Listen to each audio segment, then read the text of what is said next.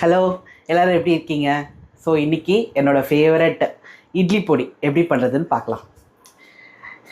அதாவது ஆர்த்தி உனக்கு ரொம்ப தான் தில்லுன்ற மாதிரி எப்போ பார்த்தாலும் இன்க்ரீடியண்ட் எடுத்து வைக்கிறச்சு ஏதாவது ஒன்று மறந்துடுறேன்.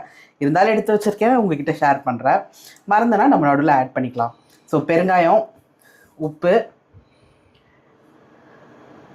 உளுத்தம்பருப்பு ஒரு கப்பு. இதை என்னென்னா இன்னொன்று, இந்த ஒரே மாதிரி கிண்ணம் வீட்டில் இருக்கிறதே இல்லை. ஸோ என்ன பண்ணுறதுன்னு எனக்கு தெரில. நான் இந்த கிண்ணத்துலேயே எல்லாத்துலேயும் அளவு எடுத்து போட்டிருக்கேன். ஸோ இந்த கப்புக்கு 1 கப்பு ஒற்றைக்கடல, 1 கப்பு உளுத்தம்பருப்பு, 1/2 கப்பு கடலைப்பருப்பு, 1/4 கப்பு ஒயிட் செசமி சீடு, ஒரே ஒரு கை கருவேப்பிலை கழுவி நல்லா துணியில் வாஷ் பண்ணி எடுத்து ட்ரை பண்ணி வச்சுருக்கேன். ஸோ ரெட் சில்லி காரத்துக்கு ஏற்ற மாதிரி, பெருங்காயம், உப்பு நம்ம டேஸ்ட்டுக்கு ஏற்ற மாதிரி எல்லாத்தையும் இப்போ 1 by 1 வறுக்க போகிறோம். ஸ்கூல் படிக்கும் போதெல்லாம்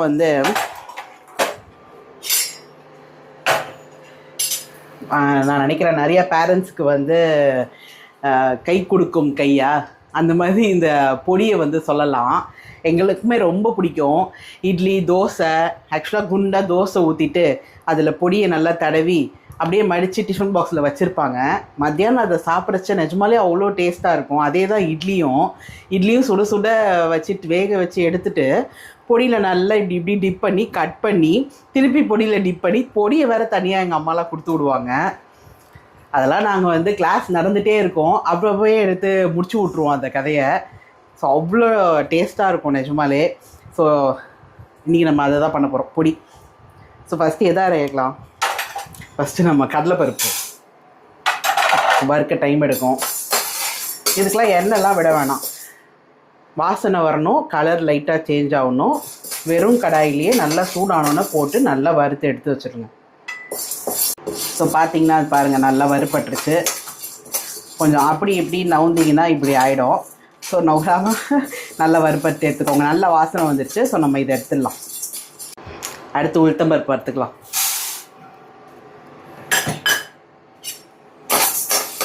ஸோ உளுத்தம்பருப்பையும் வெறும் கடாயிலே அடுத்தடுத்து எல்லாத்தையும் வறுக்கிறது தான் நம்மளுக்கு வேலை. முன்னாடிலாம் எனக்கு ஏதாவது வறுக்கணுன்னாலே எனக்கு பிடிக்காது.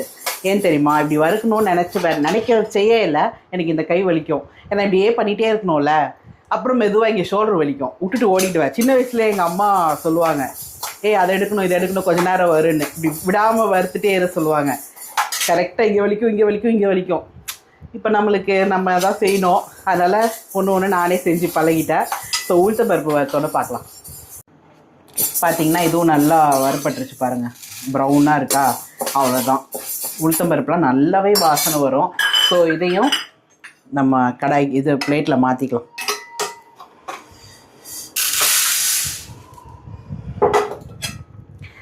ஸோ அடுத்து காஞ்ச மிளகா, கருவேப்பிலை ரெண்டுத்தையும் ஒன்றாவே போட்டுடுறேன். ஏன்னா ஈரம் பெருசாக இருக்க போகிறதில்ல கருவேப்பிலையில், நான் நல்லா ட்ரை பண்ணிட்டேன். ஸோ காஞ்ச மிளகாவும் லைட்டாக வறுப்பட்டால் போதும், அங்கங்கே பிளாக் ஆனால் போதும். கொஞ்சம் நேரம். ஸோ பார்த்தீங்கன்னா பாருங்கள் வறுப்பட்டுருச்சு. ஸோ அங்கங்கே இது பிளாக் ஆகிடுச்சு பாருங்கள். ஸோ அவ்வளோதான். இதுக்கு மேலாம் ரொம்ப நேரம் வறுத்திங்கன்னா வீடு ஃபுல்லாக புகையாயிடும், அப்புறம் நம்ம எல்லாருக்கும் இருமல் வரும், ரொம்ப கஷ்டம். இதோட ஆஃப் பண்ணிக்கலாம். ஸோ 1/4 கப்பு வெள்ளை எள்ளு எடுத்து வச்சுருக்கேன். வெள்ளை எள்ளு தான் நல்லாயிருக்கும் பொடிக்கு. ஸோ வெள்ளை எள்ளு உங்களுக்கு நிறைய பேர் தெரிஞ்சிருக்கும், தெரியாதவங்களுக்கு நான் சொல்கிறேன். வெள்ளை எள்ளும் கலர் மாறும், வெடிக்கும். ஊற்று பார்த்திங்கன்னா இப்போவுமே 1-2 வெடிக்குது, ஏன்னா கடாய் சூடாக தான் இருக்குது. ஸோ இது நல்லா வெடிக்கும், ரொம்ப நேரம் வறுக்கக்கூடாது. அது வெடிப்பு வந்தோடனே டப்பு டப்புன்னு வெடிக்க ஆரம்பித்தோடனே நம்ம ட்ரான்ஸ்ஃபர் பண்ணிடணும். ஸோ பாருங்கள் நல்லா வறுப்பட்டுருச்சு. இதையும் மாற்றிடலாம். ஸோ இதுக்கு இப்போ நம்ம அடுத்து ஒற்றைக்கடலை தான். ஒற்றைக்கடலைக்கு லைக் இந்த கடாயோட சூடே போதும். நான் பாருங்கள் பேன் ஆஃபில் தான் வச்சுருக்கேன். நான் இதெல்லாம் நல்லா வறுப்படணுன்ற அவசியம்லாம் இல்லை. இதே நல்லா எண்ணெய் இல்லாமல் தண்ணி இல்லாமல் நல்லா ட்ரையாக தானே இருக்குது. ட்ரை ஒற்றைக்கடலை தான். ஸோ இந்த சூட்லேயே நம்ம கொஞ்சம் நேரம் விட்டாலே போதும். இப்போ ஃபேன் போட்டு நல்லா ஆற விட்டுடுங்க. ஆற விட்டுட்டு நம்ம உப்பும் பெருங்காயமும் போட்டு அரைக்கலாம். நான் காட்டுறேன் அரைச்சிட்டு என்ன பதத்தில் எடுக்கணும்னு சொல்லிட்டு.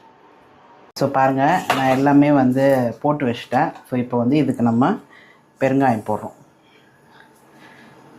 சும்மா கொஞ்சமாக போட்டால் போதும். பெருங்காய வாசனை ரொம்ப நல்லாயிருக்கும்.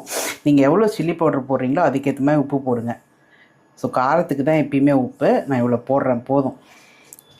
சில்லி பவுடர் நீ போடலையம்மா? போட்டியா? சில்லி இந்த சென்ஸ் காஞ்சி மிளகா சொல்கிறேன்.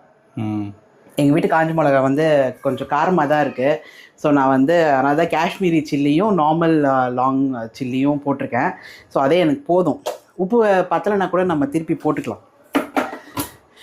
ஸோ பாருங்கள், நான் அரைச்சிட்டேன். நல்லா கீழே இருக்கிற இது வரைக்கும் அரைப்பட்டுருச்சான்னு பார்க்கணும், அவ்வளோதான். நான் டெக்ஸ்சர் எடுத்து காட்டுறேன் பாருங்கள். குறக்குறன்னு தான் அரைக்கணும். இட்லி பொடினாலே குறக்குறன்னு தான் அரைக்கணும், மையை அரைச்சிடக்கூடாது. ஸோ நம்ம இட்லியோ தோசையோ சுட்டு சாப்பிட்றச்ச தொட்டு சாப்பிட்றச்ச நறுக்கு முறுக்குன்னு அங்கங்கே நம்மளுக்கு அது உளுத்த பருப்பு கடலை பருப்பு கிடைக்கிறச்ச ரொம்ப சூப்பராக இருக்கும்.